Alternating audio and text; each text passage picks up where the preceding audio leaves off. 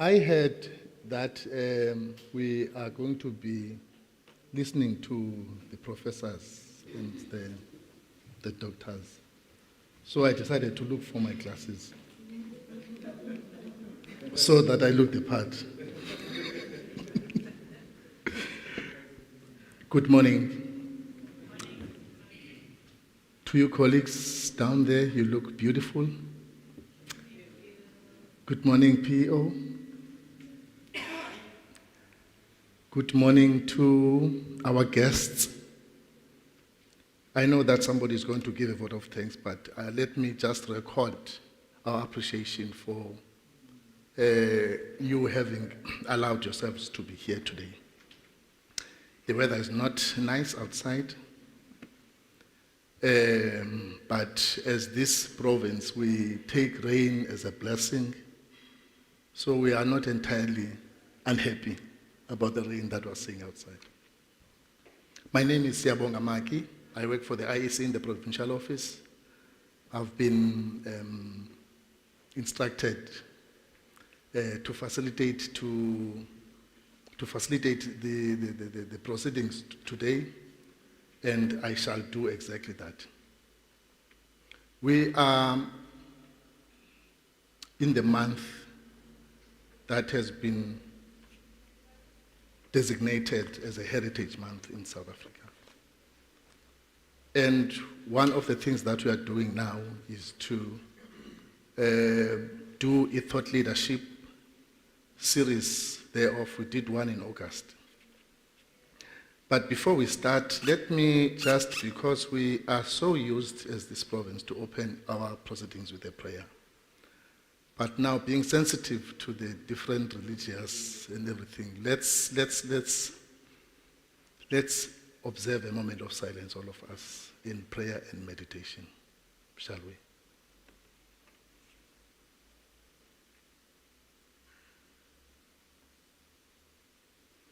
Thank you. The DCO is whispering behind me here, PO, saying that you don't pray during office hours.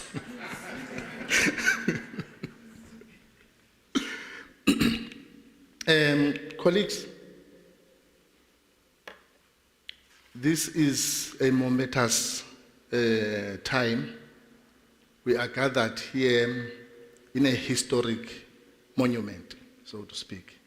One of those in this province. You can see, you can tell by the pictures that hang from the walls. We couldn't have had it better than this. One story that I will tell to those who will be interested to listen after this, I will just give you a snippet to say, one young man one day saw this old woman alighting from a taxi, especially a taxi, and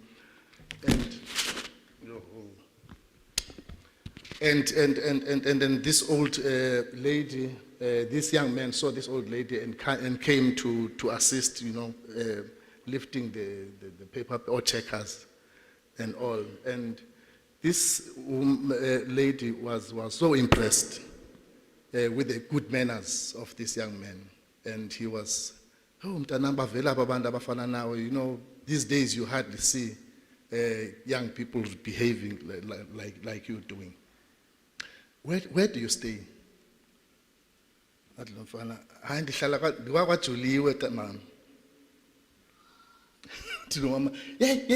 up as a plastic, back up.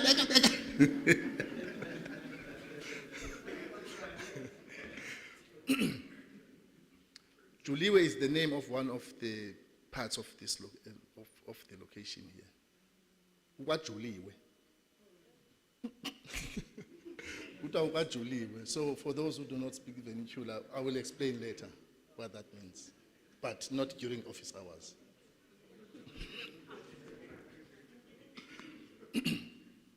Colleagues, let us not waste any more of your time, but I can just mention that the restrooms are just outside here, your left, as you go down. And we are now on an express. We are on an express. We are not going to stop for any robots. We are not going to stop for any fuel filling. We are starting now.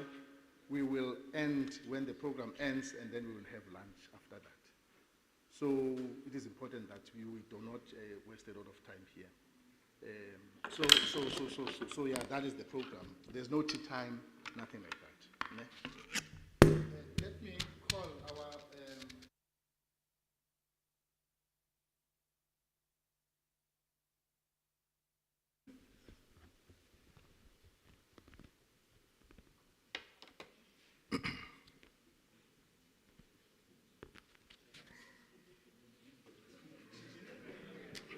meeting. Yeah, I don't have to. Reminds me of our president when he was trying to put on a mask in those earlier days of COVID. Yeah, so you can imagine. We are first going to listen to Dr. Otendal, whose brief life story academically I'm just going to read now. I'm not going to read word for word, but he's a writer. He came into this country and fell in love with this country and started writing books. I can mention that he was involved in an anti-apartheid activism in the United Democratic Front during those days. South African Council of Sport, National Sports Congress, and in the heritage of cultural fields. In 1987, he attended the much publicized Dakar Conference in Senegal between the ANC and a large group of dissident Afrikaners. Let me just stop there and say that this says all. He has seen it all and he has taken time to record all. Now he's going to be speaking to us. We are, as I said, that we are adding in the thought leadership, combining it together with the heritage. So you have listened that I spoke somewhat about heritage. I've spoken about the past that we have seen in our country. So let me not waste any more time. Let me invite you here. We're going to listen to all the speakers. So please take down your questions. We're going to listen to all the speakers, the three of them behind me here. Professor Mukise, the DCO, Shepuri. And after that, we will entertain questions. So they will take time to respond to those. So over to you, Dr. Otenero. Sorry, Prof.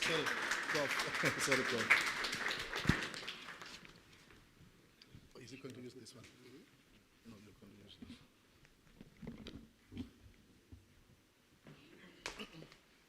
Molweni manene namanenekazi. Ndiyavuya ukuba lapha namhlanje and ndingumntu ovele eKomani kodwa ndiye eKapa ngo-1972 sekudala ndimke apha. But the Eastern Cape is still very much part of what gives me energy and a sense of identity. And especially being here at a place like the Biko Foundation today is very, very special for me. 6 years ago, in 2016, I finished 13 years at UWC as a history lecturer, where I started Maibuye Center. 6 years of being the first director at Robben Island Museum. 10 years of being CEO at the Cape Cobras at Newlands in Cape Town. And then when I stopped being a CEO, I asked my wife, Zora, who's at the back, and I'm glad she's here with me today to celebrate this day, if I could go back to reading and writing about history. And she said, okay. I called it my second PhD. So something I loved doing as a young person, and can I go back and do some research and writing? She said, fine, 5 years, and it's become 7.5 years, and tonight I'm launching my 6th book in that time. So I've been very, very privileged to get into our history, to write about it. And when I started on that journey, one of my first visits, thanks to Mwelela Cele, was to come to the foundation in 2016 and talk about the founders, which is my PhD reworked on the early years of black political mobilization in the Eastern Cape. Not starting from 1912, but going back from 1912 to Theo Sorga in the 1860s and the first political organizations in the 1880s when Jabavu started Imvozabantsundu in this town and so on. So to be back here with you today is very, very special. Thank you, Chair, for the welcome. Also, DCO Mosego Shiburi, the PEO, I think it's right to say, Ms. Kayakazi Magudumana, and Sbu Mukise, who is particularly special to me today because he was at that meeting in 2016, and we had dinner together afterwards, and he just seems to have been reading history which he already knew since that time. And it's wonderful to connect, and thank you for suggesting my name, Sbu, if you did.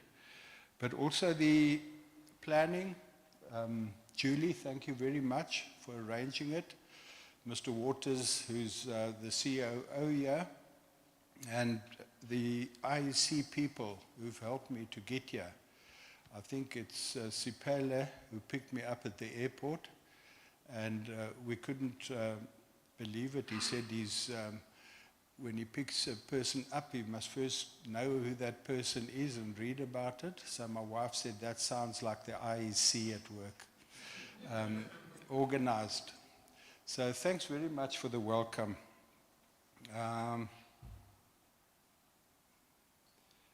I've been asked to speak about the history of the franchise in South Africa. That's a massive topic. And it goes back very far, to 140 years, even 160 years. Because in the Cape Colony in 1852, a system of representative government was started here. And in 1859, it became responsible government, where Britain handed over to the local white colonial politicians the power. And from that time, the African people have been involved in different ways. And one doesn't want to romanticize it and say it was an involvement that was deep. The African experience has been basically of exclusion, marginalization, dispossession. But there's an incredible history of how African people now within a common boundary, instead of many chiefdoms, and also with a common economy, started thinking about what this meant and what future they would try and find in this new colonial society. And one of those things, after the Nongaus episode, which broke the economic independence of the Xhosa people, and people were forced to go and look for work on farms and in the towns, and also after the last war of dispossession in 1877-78, the War of Nyayeqibi, where conquest was a reality, and people said, now what do we do now? Already in 1812, we read about Gianni Chachu crossing the Kai River and saying prayers in isiXhosa for the first time, according to the missionaries. And in 1823, the first press came to South Africa, or to the Eastern Cape. And that is where we saw the beginning of the transition of isiXhosa from a spoken to a written language as well. And so today, next year is 200 years since the first African intellectuals started putting on paper their ideas, or started helping the missionaries translate the language and explain ideas to them. And I think it's a wonderful moment for us to look back at that legacy, not just voting, but this incredible indigenous tradition of intellectualism that brought us democracy in 1994, and of which Steve Biko was such an outstanding example. We know about Sobukwe and Biko and Mandela and the Eastern Cape intellectuals from Fort Hare, Lovedale, Heeltown, St. Matthews, but there are hundreds, thousands of biographies that have to be written about Black South Africans still and their thoughts. And that process is only starting now properly after 20, 30 years after democracy, where Professor Mukise and other young intellectuals are now looking at that tradition and saying, what can we draw from it to understand our own identity and the lessons we can learn and how to go forward in a deeply rooted and centered way. So I'm very privileged already in 1980 to open an early copy of Imvo Zabansundu in the National Library in Cape Town, with those papers crumbling already from being over 100 years old. And seeing in those newspapers a history I knew nothing about growing up. And for the last 40 years, that has been what I've really written about. Can I just, how do I get this onto the screen? Is it on? Okay. So today I'm going to be launching Dear Comrade President, which is a story of Oliver Tambo and how he and the Constitution Committee of the ANC in exile in Lusaka laid down the template of South Africa's constitution between 1986 January and 1989. It's a story of, the more I hear about the debates and listen to them today, at a time when as South Africans we're very divided, we're very angry at the massive kind of lack of delivery and the inequality that exists, that the Constitution becomes an important topic. And I think it's right that that debate happens, but surely the first step is to know how the Constitution was created and where did it come from. What I write about in this book is that African intellectuals had already planned the future of a democratic South Africa by December '89 and put in place the base for it to happen long before the fall of the wall in Russia, in Berlin, and the collapse of the Soviet Union, and long before F.W. de Klerk spoke on the 2nd of February 1990. And we'll get to that if we've got time.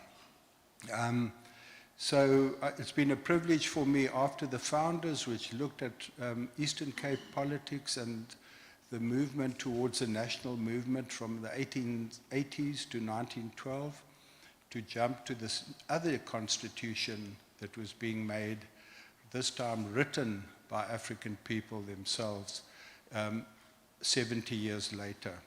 And these are the 6 books that I've written since I last visited the Biko Center, and I'm very exhausted now, but also very happy to have been able to do that. So, can someone help me with time? Because I've got to give you the history of the franchise in 30 minutes. Smook, can you just go like this to me of how much time I've got left, okay? So what I'm going to try and do is sum it up into 6 phases right at the beginning, because the IEC's work is absolutely fundamental, in my opinion, for us to stabilize our country, to let us all breathe properly again and try and organize how we get out of the mess we're in at the moment. One of the successes of our democratic order has been the elections we've had, both at a provincial and national level, always well organized, that the citizens trust the results and so on. We're already hearing that things are going to happen in 2024, so your task is much more difficult even now, I think, than the last few elections. But your work has never been more important. And political education, I hope, including this history of how deep-rooted amongst Africans the history of the Constitutionalism is, will be part of the message going towards 2024. And if we can help with booklets and information, communication, education, I think it's so important. Also, just to try and change that debate into one where we go to that election and try to give our vote a meaning. Because many people, I've heard from IEC people, are saying, don't trouble me with elections now. Politicians just visit us at that time. And your work is so important. Okay, so if we look back from the 1880s to today, or to democracy, there were 6 phases through which black political mobilization and franchise rights went. The first one was the beginnings of serious black constitutionalism and voting in the 1880s and the 1890s in the Cape Colony. So anyone who owned £25 worth of property and had an educational qualification could vote. And by the 1870s, coming out of Lovedale, Hilltown, St. Matthews, and the 100 mission stations dotted around the Eastern Cape as we know it today, there were now thousands of graduates, thousands of people who'd come out, and they wanted to participate in this colonial life and develop, extend the role and extend the participation of African people in it. And they then started mobilizing after that last war of dispossession to say we must play the white man at his own game. We must dubula ngosiba, shoot with a pen. We can't go to Hoho anymore and fight with a breech loader where Sandile died. We must fight with a pen. And that is where the politics of later times of mass meetings, deputations, petitions, and so on happened, including voting. I've got some wonderful stories here, which I can't go too much into because of our time. But I was in Gqeberha on Friday night, and when I prepared my speech, I realized it was almost to the day 140 years since the first proto-nationalist or struggle organization as we know them today was founded. And that was Imbumba Yamanyama. It was in English called the South African Aborigines Association. And it was formed in response to the formation of the Afrikaner Bond, which was an organization of Afrikaner farmers, mainly in the Western Cape, who started participating in politics to protect their interests. And the people in Gqeberha, or Port Elizabeth as it was called then, said it is time for us to form our own bond. They call themselves the Afrikaner Bond, but when they came, Africa was already standing. Why do they take our name? They are really the Boerenbond, Imbumba Yamabulu, and we are the Afrikaner Bond. And that's how Imbumba Yamanyama came about. So it's an amazing story, which we can't go into, but that was almost 140 years to the week that started, to show that long tradition. And the area we're in today was very, very important. From Konge to Dikeni, this triangle of 100 kilometers. I think you people all know that history, you're proud of it. And among the things that happened there was formation of the Native Education Society and the Native Vigilance Associations called Iliso Lomzi. And then also the formation of the first ever newspaper, independent African newspaper by Jabavu, who was only 24 years old at that time. People were criticizing the missionary newspapers so much, they said, Isigiti Misama Xhosa looks like a porcupine from all the arrows that have been chucked into it, the criticism. So we need to start our own newspaper. And that newspaper, like the IEC of its time, was a newspaper that spread the message of we've got to vote. Let's see what that person's standing for. And let us mobilize and make sure our rights are addressed. And it's an incredible story that there were up to 20,000 black and colored voters in the Cape Colony by the end of the 1880s in South Africa. It was more, they had more rights in some ways than people in Britain, women and members of the working class at that time. It was unique in the colonial world, and that's why it ended here in the Eastern Cape after 100 years of war and those wars of dispossession. People became integrated in different ways in that mission education. The idea of British colonialists in the mid-1800s was we need the indigenous people to trade with us. So we need them to farm commercially and sell their goods at the market. We need a middle class that will participate in that economy. The change only came at the very time that the people started mobilizing, and that was in the 1880s, because diamonds were discovered in the 1870s in Kimberley and gold in 1886. Then the picture changed. They said, black people must not think they can become a middle class here and vote and play cricket like us and have tennis parties. They have to work.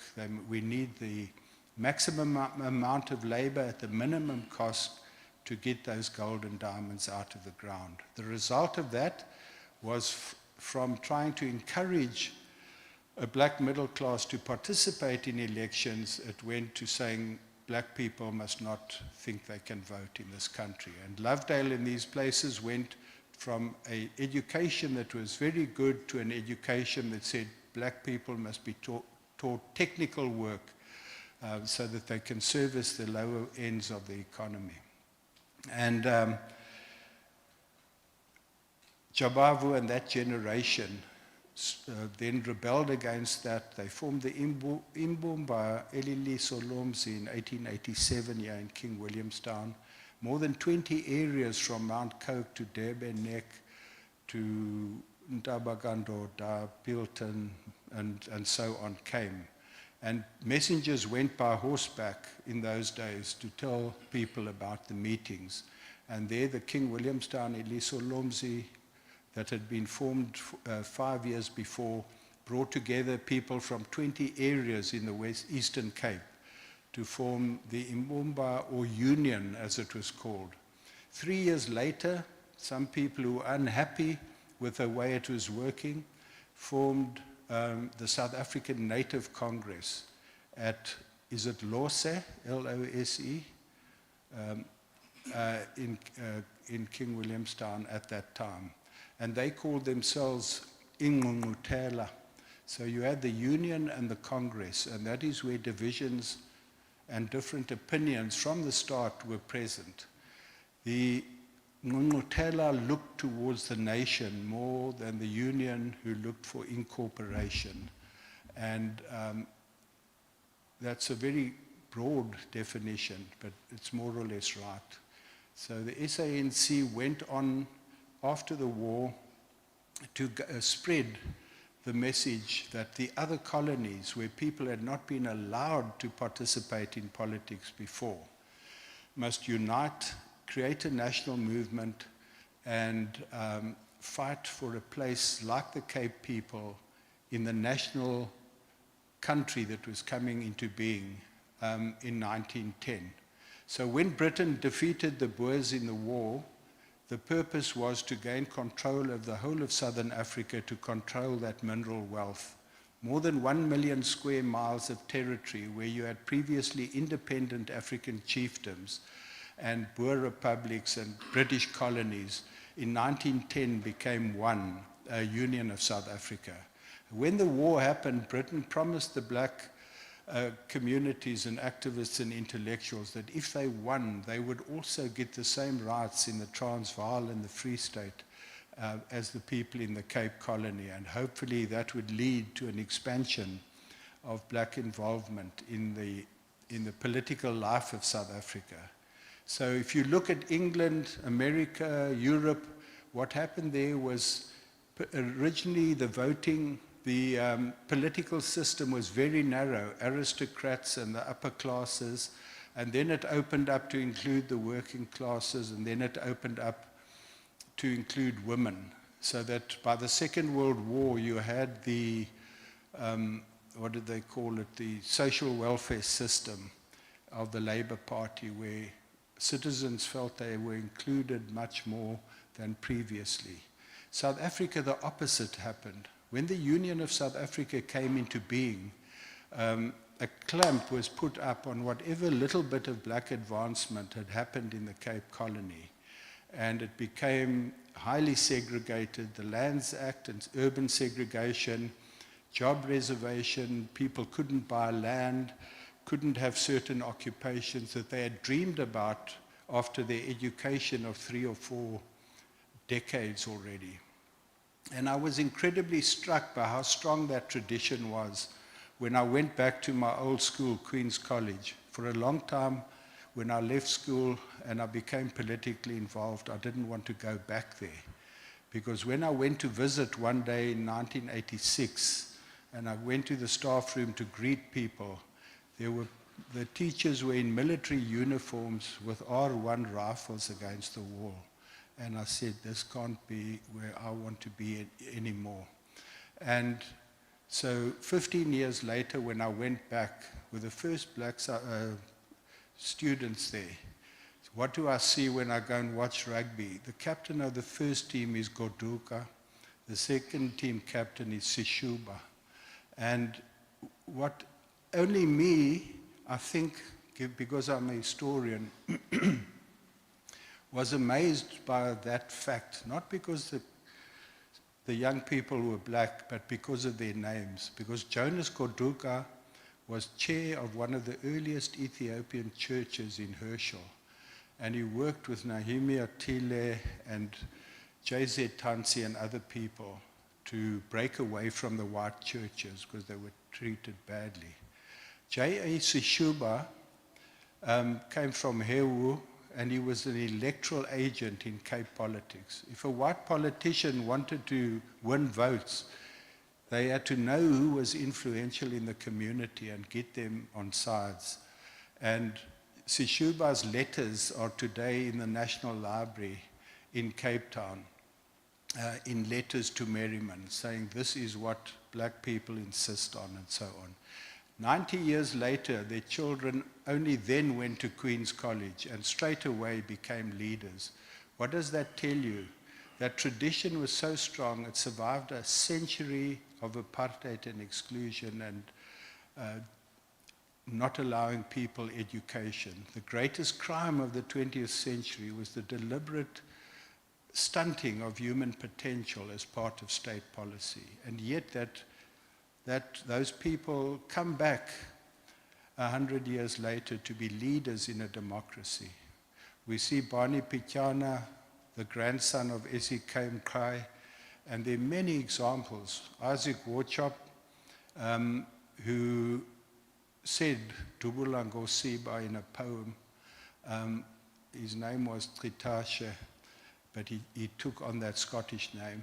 And of course, his grandson became a founder of Azapo and worked with Biko in the 70s before he died. And there are many examples like that. Now, Lady Pandor is perhaps the biggest example.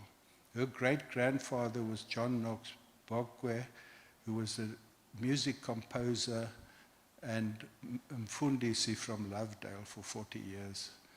And his son-in-law was Z.K. Matthews, who helped write the African Claims document in 1943. That's one of the most significant documents in the history of political struggle in South Africa, because at the time of the war, they said, and that's always been the case, Churchill and Roosevelt are saying, yeah, we're going to have international human rights after fighting the Nazis and fascism in future. But they don't apply that to us in the colonial world. We want the same rights they say they're going to give to countries in future to colonize people. 10 minutes left, or? Okay. Okay, so there is an incredible history that we know nothing about, guys. And we as IEC must bring across that. Not only human rights, we want a full franchise in our country. You can't talk about human rights without talking about colonized people who have no human rights. Sorry? Thank you. And Dr. Kluma from Ngobo, who'd studied in America, had come back and he got 28 black intellectual leaders. And he said, that's what the President of America and the Prime Minister of Britain is saying about the future of the world. What do you people think it should apply to South Africa? And that's how the African Claims document was created. And the words that are written in that document go straight through to our Constitution in 1994. So this incredible story that needs to be written about. But Sbu said I can talk a bit longer, so let me go quickly to the present. Constitutionalism started dying from 1912 after Union to the 1940s because of the segregation, the exclusion, the beginning of apartheid, until the rights that still remained of the Cape people to vote in 1936 were taken away with the Native Land and Native Trust and Land Act. And the All-African Convention, like the South African Native Convention that was called in 1909, was said to be the biggest gathering of African leaders to try and stop the vote being taken away. But that was not going to work. And the NRC then was set up, a kind of advisory body to government, with the vote taken away from black people in 1936. And by the 1940s, people said this NRC is a joke, because it's like speaking into a toy telephone. You ring the thing, you speak, and no one's listening on the other side. And that's what took us to 1940s and the war. Because of the war effort and white soldiers, and also many black soldiers going out of the country, black people flooded into the urban areas in large numbers for the first time. And that created the base for a militant mass movement, the movement of the people to the cities in great numbers in World War II. On top of these intellectuals coming up to articulate these tougher things. And that's where the Youth League was formed in 1943, and Lembede Mda and all those people. There are books written about them, they have books of writings, and we don't know anything about them.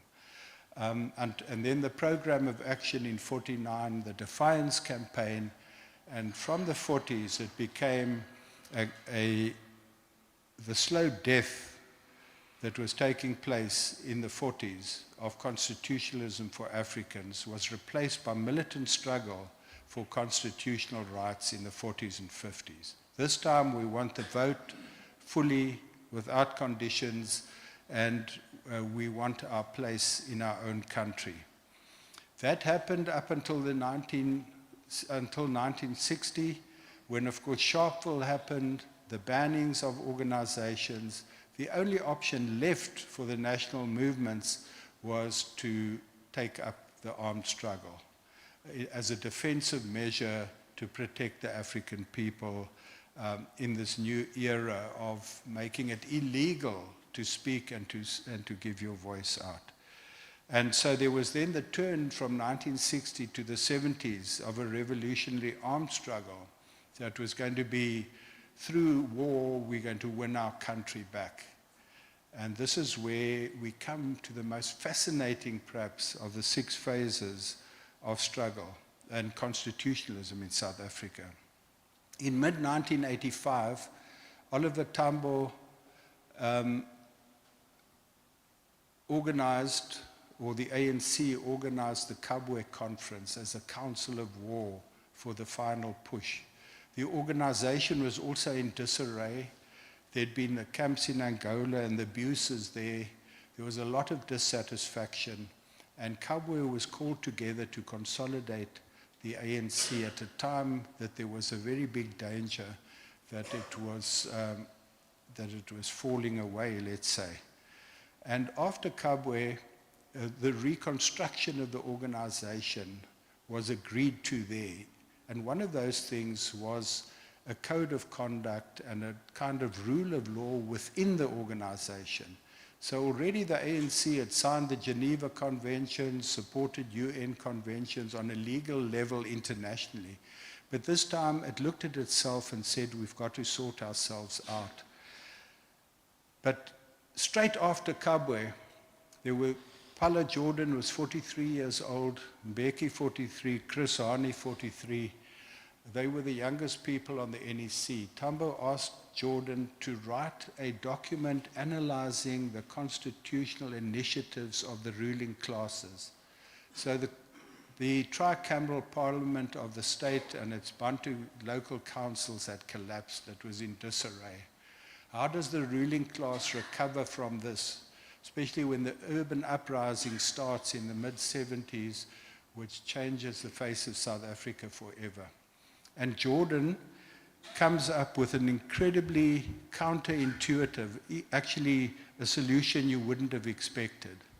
He said there are three things that all these ruling class entities are agreed on, whether you, the Broederbond, a Verligte, a Oorbeligte, which is overexposed Afrikaner, or liberal, or Anglo-American, or the KwaZulu-Natal Indaba, they all agree on three things. The liberation movements must be stopped. The future must be based on group rights. In other words, a continuation of the kind of Bantustan South Africa that we have, consociationalism, federalism, even something closer to the Bantustans than that. But what is common about all those solutions is that it's about the reproduction of privilege and power on a racialized basis in South Africa. And the third point he said was that all of them see apartheid as the policy of the National Party, rather than a system of inequality and exploitation that's been created by 3 centuries of colonialism and apartheid. And we have to go deeper than just changing the policy of the governing party in South Africa. We must transform the entire country by forcing the regime, and I'll come to that now, to out of power, but to have a plan about how we also transform the fundamental inequalities of colonialism and apartheid. And he said the battle for the future is over the middle ground. He said the ANC must not chase the black middle classes into P.W. Botha's arms. We must, in opposition to the division of South Africa into groups, say we want one united South Africa. And we must try to get everyone into that umbrella, the native parliament idea.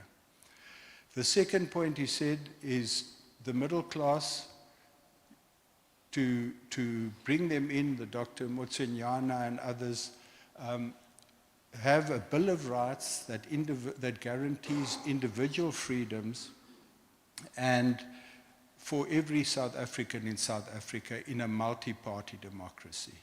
He said the ANC has got a very unhealthy tendency to view one-party states as the option for the future, because obviously the struggle, as in Vietnam, Angola, Mozambique, and other places, was to overthrow the regime and to impose a strong, radical, revolutionary state in which, at that stage, one parties were very familiar, were very in fashion.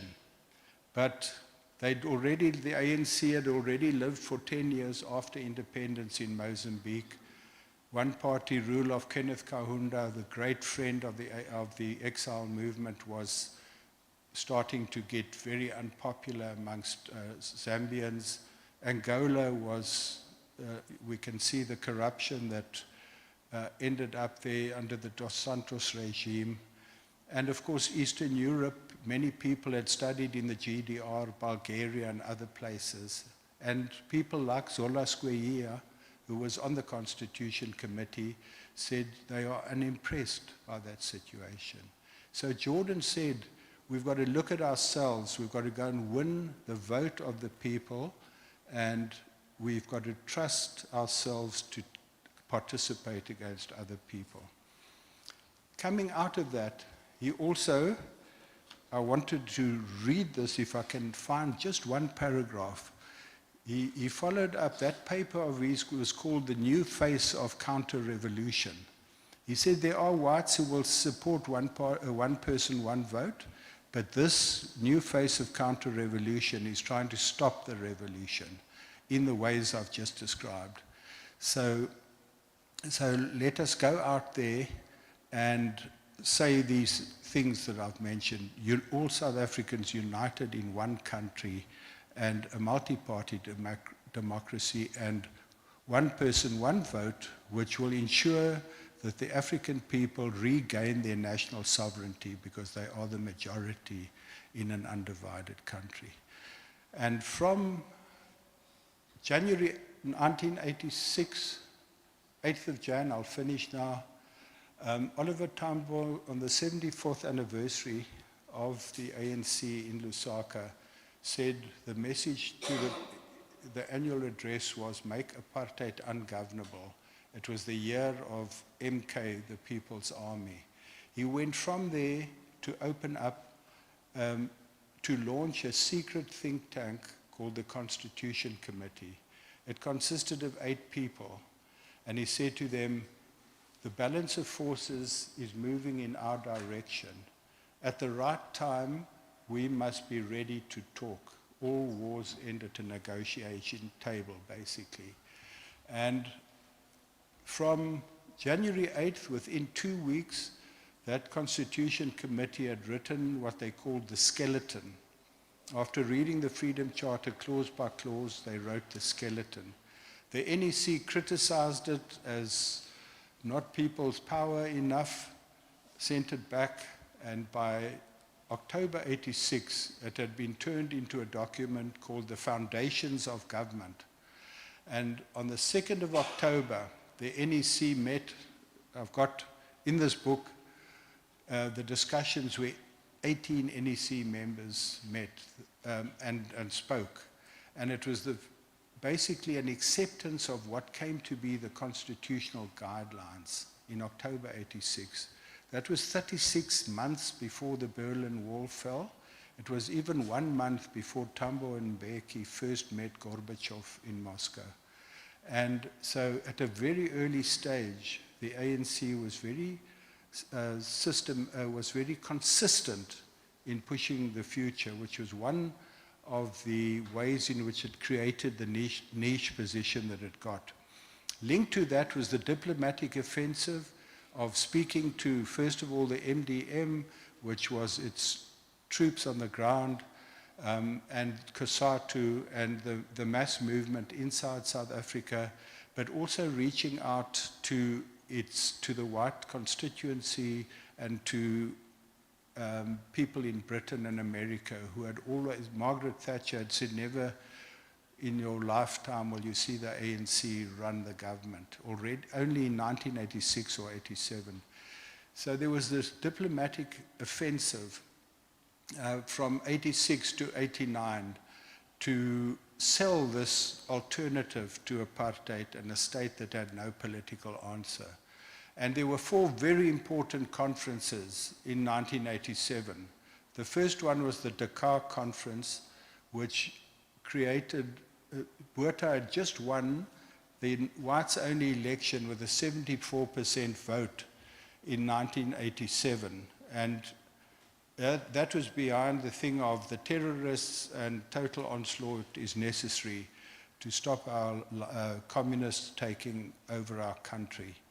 And Dakar got masses of publicity globally and broke that stranglehold of keeping the ANC something you couldn't even talk about. People must actually meet it now.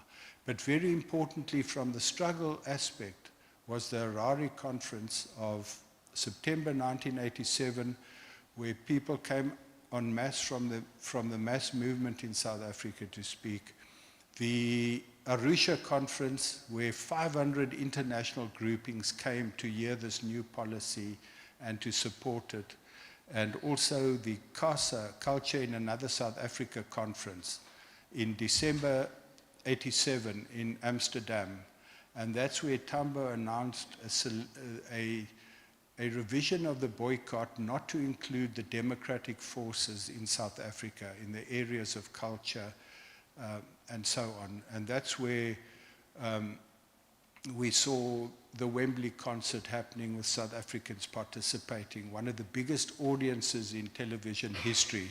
So the diplomatic offensive turned the ANC into something acceptable on a broad scale. But the final nail in the coffin politically for Botha and de Klerk as well was the Arari Declaration. So working with the frontline states, the ANC drafted the conditions, the preconditions for negotiations, and also those basic unnegotiables like no group rights, a united South Africa, into the Arari Declaration. The frontline states supported it. That went to the OAU. That went then to the non-aligned movement, then to the Commonwealth, and on the 14th of December 1989 to the United Nations, where that document was made the UN document, the Arari Declaration, and the UN, it's got another name then. And de Klerk was given 6 months to abide by these terms by the entire organized humanity that had been galvanized behind this strategy worked out from 1986. And on the 2nd of Feb, when de Klerk announced in Parliament the unbannings, a recent book called Prisoner 913 said there were 2 people who were watching there but were not mentioned, that were at the heart of that change. Oliver Tambo lying in hospital in Sweden, and Mandela watching on television in prison. And that took us to stage 2 of the making of the Constitution, from 91 to 94, and stage 3 was 94, when Parliament was elected, 470 elected delegates of the people then sat to finalize the Constitution, which was signed into being in Sharpeville on the, I think, 10th of December 1996. That was 11 years and 10 months after Jordan had written his paper and the ANC Constitution Committee had been set up.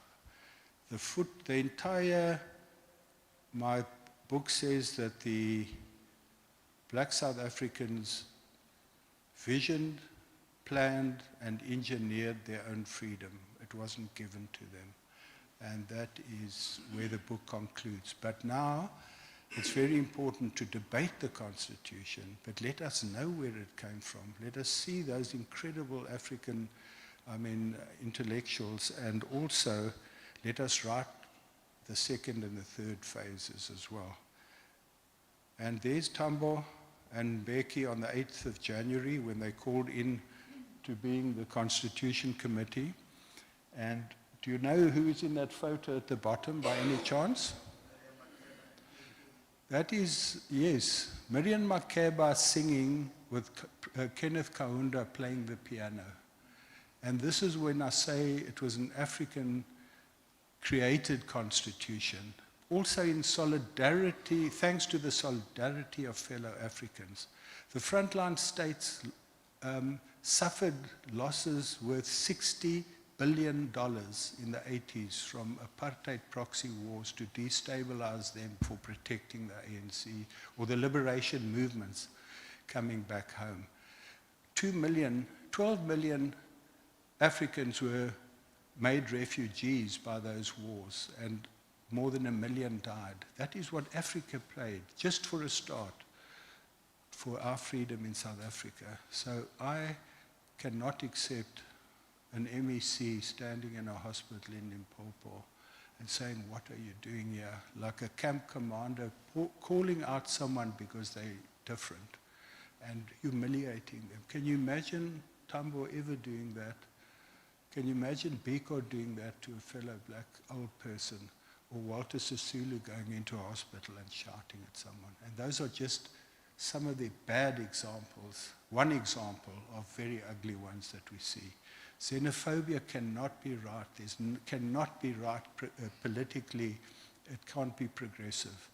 Gayton Mackenzie was a common criminal who's pretending to be the Mandela of the coloureds now. And he's going to do this and that. And he'll take life support system off an old woman's face to deliver the black people of South Africa. This constitution is about us. It's the same as Sobukwe, the same as Biko. It's about Africans in South Africa being part of a common humanity, part of humanity. All of them have universal values, different approaches to struggle over time. None of them would have said to foreigners what we are saying today. I can carry on forever, but let me end there. Thanks very much.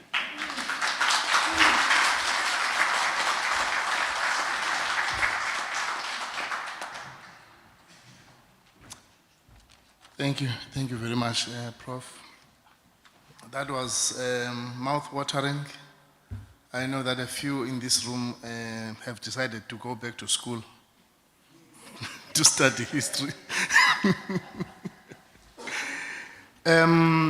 Question time will come, but let me just, in recording my appreciations, we often have heard that the line that says that this freedom was not free. So you have taken us along on a journey, sir, that takes us from way back when, some of the things we just heard about. For example, I know what some of us will tell you a shallow version of a Nongqawuse story. But if we had time with you, you would unpack that for us so that we understand. But I got afraid when you spoke about stage 3, I thought about the load shedding. Thank you very much for sharing everything. We know that you still wanted to say more, but we just do not have time. Let me invite our next speaker, ladies and gentlemen, by the name of Professor Mukise, who is a historian based at the Nelson Mandela University in Gqeberha. She's the acting director for the School of Governance and Social Sciences. Her research interests are in African history, language historical literatures, vernacular historiography, and 19th century Cape history. She has an MA in history from Rhodes University and a PhD in sociology from the University of Cape Town. Let's listen to one more mouth-watering presentation, and after which we will invite our DCO. Over to you, Prof. Can I switch it off? I'm just going to switch it off just so that I can put my notes. Thank you. I don't know why anyone invites professors, because I'll figure they're like, you look so young. Which is true, I am young. So I don't know why anyone invites me to anything. Because I learn more, because I'm still a student of life. So a local professor is more just a thing you get because you got a piece of paper, really. Sanbona and Molweni. No, thank you. Thank you for inviting me. I really appreciate it. I don't know why I get invited. I think you sent my name. So let me try to take the opportunity then to engage people here. These are schools for us. Coming here, I mean, one of my memories of coming to Apekonge was when I was still in my 20s, and I think it was 2007, and Azapo was doing one of the Biko memorial things, and my boyfriend was Azapo. So Azapo apa, and there we were, nabantu be Azapo beli tower. Then I was like, I'm a tower ya kabana ke. ANC so. But ever since he was introducing me to Biko, before it, I think the offices were up there. And so I really value this home for black thought here in the Eastern Cape. And we should really continue to cherish this particular space as it's being built up and has been made an anchor for the community and for all of us. That is why I can never say no. The moment you say Ginsberg, I'll put everything down and I'll come because I have to. I can't be rude as a black child. I'm going to come because ndiyabizwa. So thank you very much for this. And I want to try and respond to Andre's input by basically saying that this book this book, I don't know what to say about it. This book is black history. This book is black history. This book is necessary. This book is foundational. This book is going to carry this generation of mine, which is now the sort of born in the 80s and those coming after, to be able to understand what was done to enable us to just rock up as